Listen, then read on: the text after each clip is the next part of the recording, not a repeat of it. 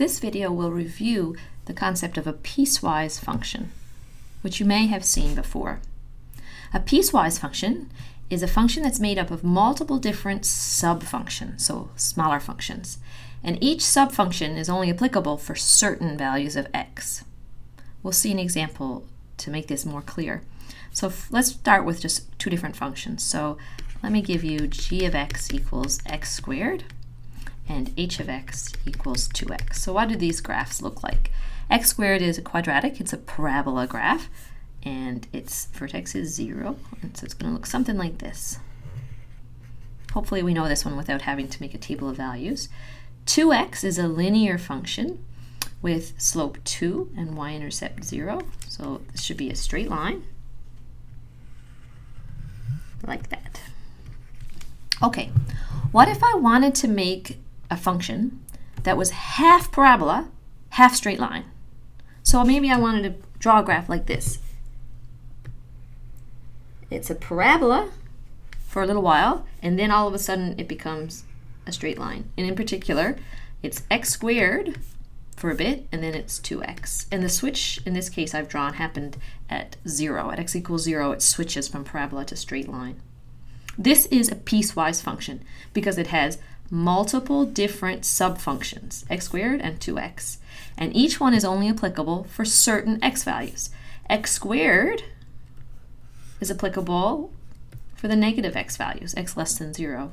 2x applies when x is positive, and I'll put equal to 0 too. In fact, I have a choice here because it's the same point. I could have put this one equal, but I'll put it over here. So this is a piecewise function. This is what a graph of a piecewise function might look like. How can we notate it? How could I write down, so if this was f of x, how could I write down f of x equals blank? The way we do it is we put a big curly brace, and then we list all of the different subfunctions. In this case, there are only two. So it's x squared, and then it's 2x. And this is not quite enough. I'd have to be more specific and say where each of these subfunctions applies. So in this case, x squared is for x values less than 0. And 2x is for x values bigger than or equal to 0. So this is how we would notate this graph I've drawn up here. Let's do an example where we're given the notation, the function definition, and then we draw the graph. So this is f of x equals 3 different pieces, and the switch is happening at -1. For x less than -1, I'd read this like this, f of x equals x. That's a straight line. So I know that usually I would draw this for f of x equals x, right? This is the line y equals x. But in this case, I only want this for x values less than -1. So I'm actually going to start it at -1 and go down. And I don't want it actually for equal to -1, so I'm going to put an open circle here because it's only true all the way up to -1, but not exactly at -1. Next, my next piece of my piecewise function is f of x equals 1. That's a straight line, that's a constant function through y equals 1. But if you'll see, I only need this for a single point, a single x value. When x is -1, y is 1. That's just a single point. So I get a dot up here, and that's a solid point because x equals -1 gives me y equals 1. Finally, the last piece, f of x equals 2x, applies now for everything else for x bigger than -1. So we just saw that line, so it's going to be a straight line with slope 2, and I'll draw that so that it starts with an open circle at -1 and then goes on forever. One more example where we don't draw, but we just evaluate a piecewise function. So here's a new piecewise function, this time with 4 pieces.